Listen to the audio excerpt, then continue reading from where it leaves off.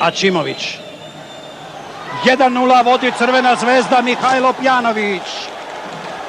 Gol, gol, gol, gol. 26. minut igre. Lepo uvežbano izvođenje prekida. Najpre je lopta samo malo pomerena da bi Aćimović prevario domaćine koji su očekivali udarac ka golu, centrirao. Janović najviše u skoku. Pogledajmo još jedan put. I napad domaćina Raufman, Kajapas, Teodotu. 1:1.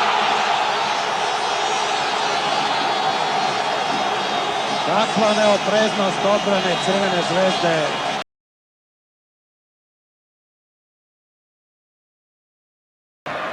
Joakim ga je sapleo, ali ustao je Pjanović i traži na drugoj strani Lerica. 1:0 vodi Crvena zvezda. Fantastičan pogodak Lea Lerica. 52. minut. Odavno nismo vidjeli ovakav gol. Pjanović je centrirao sa leve strane, sa pozicije levog krila na desnu stranu 16-terca Omonije. Volej udarcem iz prve, kako se to kaže, Leo Lerinc je, pogledajte, u sam slobodnog udarca za Kiprane. Teodotu i poklonio je loptu. 1:1.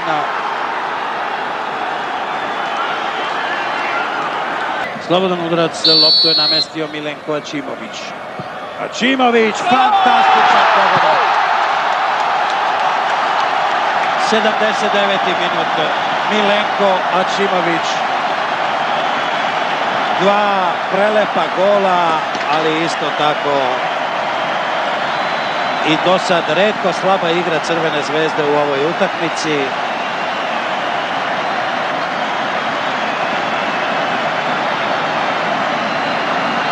Sve će se naravno zaboraviti ako Crvena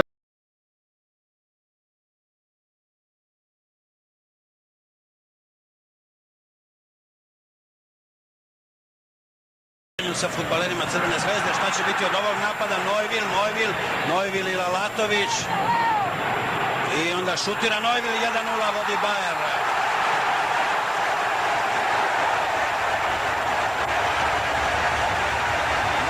Minuta igre. Mogućnost da se napravi šanse da gol je mnogo veća. Sebešćen sada traži Kirstena. Kirsten šutira i pogađa prečku.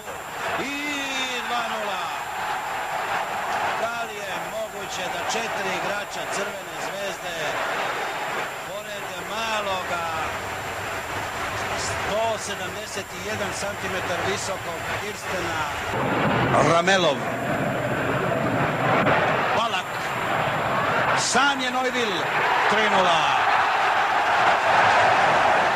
Onako se je očekivalo jer je Zvezda sve više i više se povlačila i dozvoljavala sve više i više prodore i